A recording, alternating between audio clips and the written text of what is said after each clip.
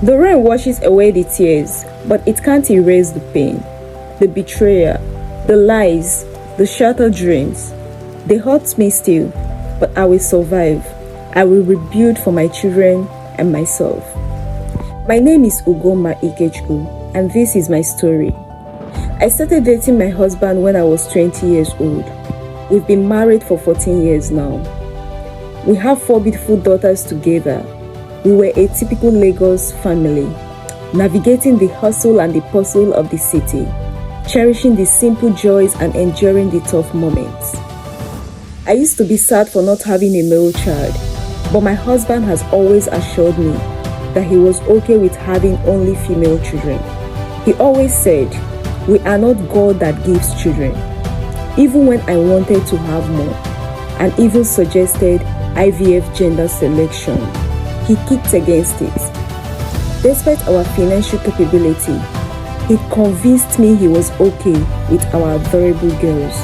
We were happy.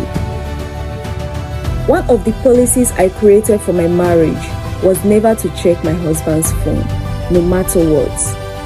My Ikechukwu has never given me any reason to suspect him. He always comes home early, and he is a very dedicated husband and a father to our kids. Our life was simple, happy and full of fun. We spent most nights laughing and playing games with the girls. Ada, always the dramatic one, was already planning her dream courses in university. Oluchi, mischievous as ever, was always trying to steal the father's attention. And little Ugo, named after me, her eyes wide with wonders as she rivals with me, her laughter a contagious melody.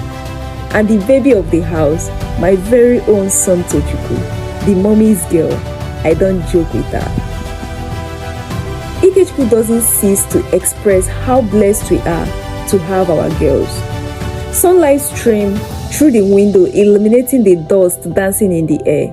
It's a bright Sunday morning on the 20th of October 2018. The air thick with the anticipation of our wedding anniversary and my 40th birthday. The aroma of the frying plantain, chicken and turkey fill the air, a beautiful aroma that always brought smile to our faces. I was humming along to a Patoranking music. Allow me to enjoy myself, making the delicious Nigerian party jellof for our special day with the help of my friend Glory. Ikechukwu and I plan to have a little get together because we plan to take the kids on vacation come December. That has been their widest wish. The girls, Ada and Co, as I always call them, were busy chasing each other around the house. It's always a memorable moment in my family. All the preparations are ongoing. Ikechukwu was away in Owerri for a business meeting, but he promised to fly back home for the celebration early that day. After the preparation, I wore the luxury branded outfit and bag Ikem got for me from one of his trips to Turkey. Friends and family admired me and thanked God for our union. I was a happy wife, a mother, and a supportive hand in our courtroom business and other businesses that we handled. We started the party in anticipation for my dear husband to join us as planned. The day was gradually slipping away, no sign of him. I became worried and couldn't hide my worrisome feeling anymore. The guests left one after the other after so much delays. Ikem's phone was switched off. The more I called, the faster my heart pounds. I called the airline he usually used, and I was told he never boarded a flight. After a while, my phone rang. I picked without noticing it was an unsaved number. With my cranky voice, I asked, "Ikem, where are you? Are you okay? The kids and I are worried." The caller responded, "Madam, your husband is in ICU unit of Lagos Teaching Hospital." "But he's supposed to be in Owerri," I asked without noticing that the phone was already disconnected. Like a mad woman, I quickly put one or two together and took my children to my parents' house, who were as surprised as I was. From there, I made my way to the hospital. I got to the hospital and met my husband Ikechukwu in a critical condition. He was on life support. There were bruises all over his body and I thought it was an accident until the doctor told me my husband was stabbed 5 times. I was shattered and confused. We have no enemies. My husband is one of the most peaceful persons I've ever known. I called my in-laws, who told me they were already on their way. I held my husband's hand and was praying and begging God to save my husband relentlessly. Ikem, please don't leave me alone in this wicked world. I can't do this life without you. We need to be together to raise our kids. I kept reminding him of our dreams. It was the most traumatic moment of my life. In the evening, Ikem's parents and his elder brother arrived from the village. It was then I got to know that Ikem was brutalized by his baby mama. Apparently, my husband had a 2-year son with another woman called Ijoma Osita. Most Ikechukwu's trip was always to the 3-bedroom apartment he rented for her in Aja, while I and the children lived in our God palace. What a shock. All this complaint of my husband's business going down was as a result of the extortion from the baby mama. They had an argument after she threatened to call me and informed me about everything if Ikechukwu didn't grant her request. Ikechukwu pushed her out of anger. According to the eyewitness, the woman called her boyfriend, who is a cultist. They did this to my husband. Thanks to the good neighbors who rushed him to the hospital. Unfortunately, only the boyfriend was apprehended. The woman is still on the run. Tears dried up immediately from my eyes. All I felt was disgust, betrayal, and hate for Ikechukwu. My world crumbled right before my very own eyes. You assured me you were contented with our girls, even when I suggested IVF, gender selection. Ikem, you did this to me? You told me to stop crying and worrying myself over not having a male child? Why didn't you tell me you weren't okay? After all, I brought out what you put in. I said these words with tears. I was inconsolable. My mother-in-law tried her best to calm me down. We warned him to leave that woman, but he wouldn't listen. My mother-in-law said, with tears rolling down her cheeks uncontrollably. So they were even aware of their son's affair? I felt a fresh wound in my chest. I never would have guessed Ikechukwu would do this to me. I ran out of the hospital in anger, not knowing where I'm headed. My head was exploding and I felt severe cracks in my heart. Ikechukwu is reaping what he sowed, and I won't be part of it. I was running when I remembered our marital vows, for better or worse, in sickness and in health, till death do us part. I felt a sharp pain in my stomach, my feet so glued, and I couldn't even breathe. I paused and turned back to the hospital. I returned back to the hospital and tended to my wounded husband. I hated him, but I still needed to do what I have to do as his wife. After some days, his parents and his sibling traveled back home. I was left alone with him. My mother came the next day and stayed with me for 2 days before traveling back to cater for my children. I put my life on hold to stay by the side of this undeserving man. He has destroyed not just his life, mine, and our beautiful daughters. My heart was constantly bleeding. I was throwing up now and then, feeling weak, sick, broken, and disappointed. It wasn't easy for me at all. Ikechukwu was in coma for 2 weeks before he finally regained consciousness. He couldn't look me in the eyes.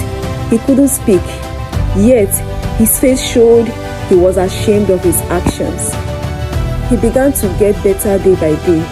although some of the injuries were looking so bad and he looked so paid. One evening, I was dozing off by the side of the bed when my husband held my hands. My wife, Ugoma, I am so sorry. I was startled and I didn't know he has even regained his voice. I didn't mean to hurt you.